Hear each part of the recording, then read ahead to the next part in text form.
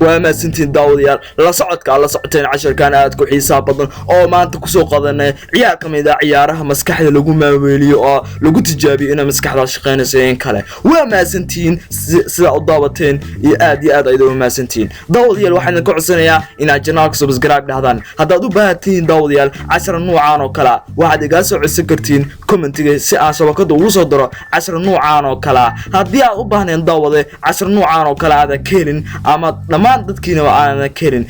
video dislike ayaa dheesaan ama commentiga waxaan ku leeyahay nuucan 10 nuucan oo kala ma dooneyno okay waa ma santiin thank you very much I am here bye bye guys